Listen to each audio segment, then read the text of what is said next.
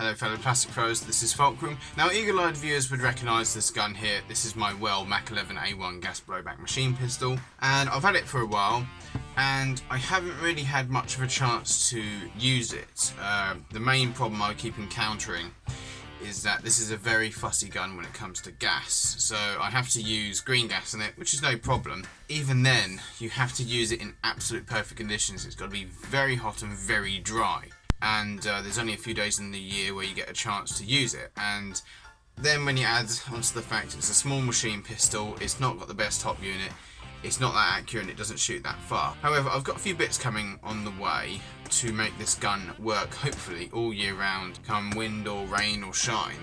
And whilst we're waiting for those bits to turn up, I want to do a few more modifications to it. What I want to do today is I want to change the suppressor thread, because right now it's got some weird proprietary MAC-10, MAC-11 suppressor thread. But what we've got here is a 14mm counterclockwise barrel extension, and this is my element amplifier, and this is one thing I want to run on the Mac. I want to have a really nice loud of a gun, and this will fit on absolutely fine because it's the same thread. So that's 14mm counterclockwise, and that will allow me to put on tracer units, muzzle, flash generators like the one I've got, tracer units, suppressors, anything really. I think I've said tracer units twice, but hey ho. So we're going to cut this down so it just sits on the edge there. One of these stepper drill bits, which seems to be just the right size of this outer barrel. We're going to drill through the inside of that to then make it, well, slide over the top snugly, and then we'll epoxy it on, and that way we'll have a 14mm counterclockwise suppressor thread. But to start off with, we want to take the outer barrel out of the gun, and to disassemble a MAC-11 you have this little pin here which is made of two parts. You push this plastic tab inwards, you pull the plastic pin out from the other side, and then the metal pin should come out. The bolt's already forward, it's uncocked because it's open bolt. Then you want to cock it all the way back, tilt the top receiver up, and it should unhook. This hook here hooks into there, and you want to unhook it. This is basically the hammer, because as that comes forward that strikes the gas valve because it's open bolt, and as that goes forward it loads around in. And another thing we're going to do in this series is we're going to try and get, I can't find it right now, but I've got a Madball 603. I think it's a barrel for a Glock 18 it's a KSC Glock 18, so it's an unusual fitting, and it didn't work with the WE Glock 18 we have. But I reckon with a bit of bodging we could probably get it to fit in this, and I'm considering as well attempting to TDC this somehow, but that's another video. We can now push the pin out here, pull that pin out, and the outer barrel assembly should slide off. So we're going to go up to that little mark there in the metal that's conveniently there.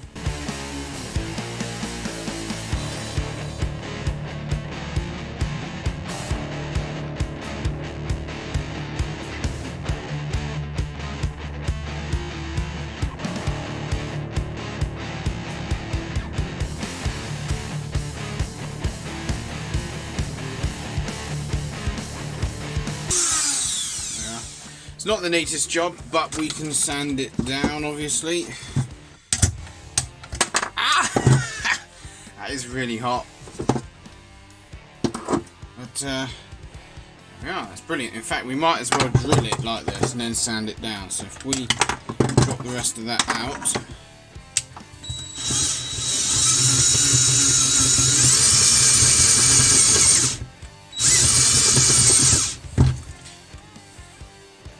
Of course the bloody drill's flat.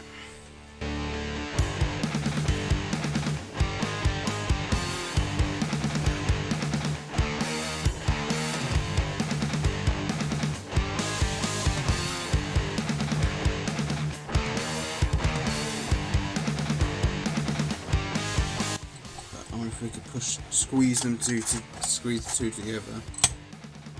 Quite a while to go, I think, before we hit. Yeah. If we get some WD-40 or 3-in-1,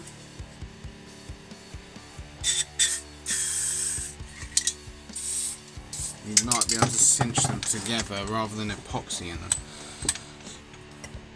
Oh, I'll try and do it as tight as I can, and then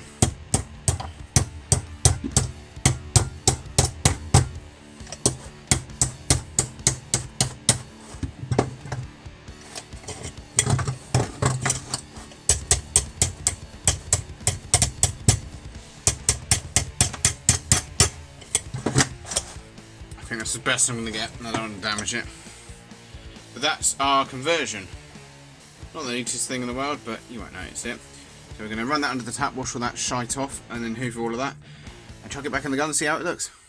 There we are, looks a lot better. So this is the end product. So we've converted that awkward MAC-10, MAC-11 thread into the industry standard 14mm counterclockwise. This used to be nice and flat, which means it seems to be straight. Of course, we have to see what it looks like in the gun. So we is going to take the upper receiver, and there is a depression on this side here, cutaway, that needs to face downwards. It should align with the hole here. Because I've taken the sling mount out, there's a bit of a gap there. I didn't like the sling mount to be on the muzzle of a gun. I think that's a silly idea. But there we are, that's in place. Put the pin in the wrong way round.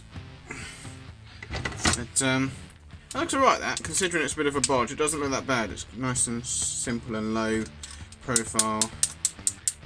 Tap that back in. Make sure there's no crap in the gun. Where I put the receiver, receiver's there. So is the stock.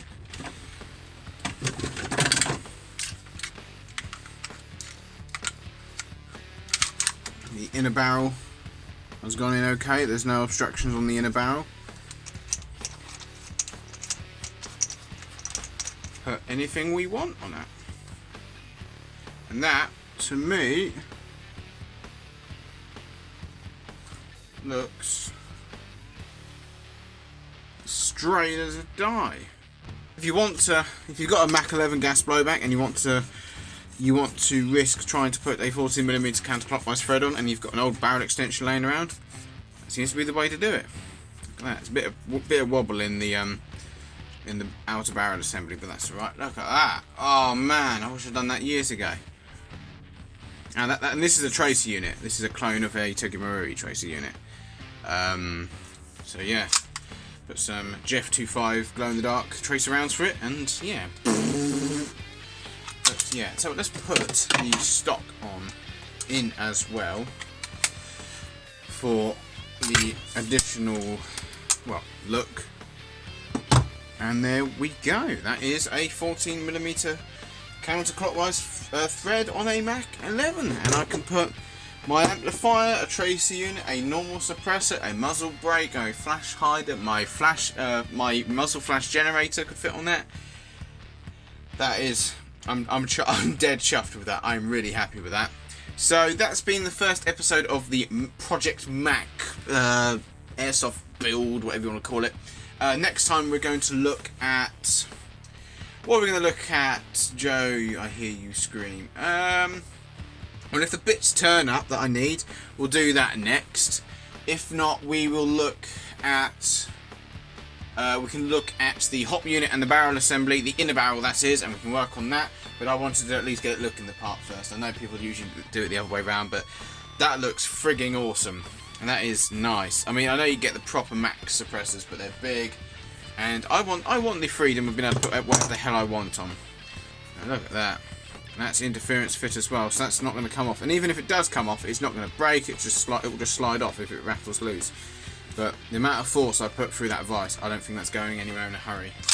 So yeah, that is how I added a 14mm counterclockwise suppressor thread to my Well MAC-11 gas blowback machine pistol. I hope you found this video useful. I know it's not been a typical guide. It's sort of been a bit all over the place. It is a sort of, I don't know if de facto guide is the right word, probably not. That's the rough idea of how you could do that, and that seems to work quite well. So if you found this video useful, then make sure you leave a like, and if you don't want to miss out on any new Airsoft content, then please make sure you subscribe and enable notifications. And as always guys, play fair, play safe, take care.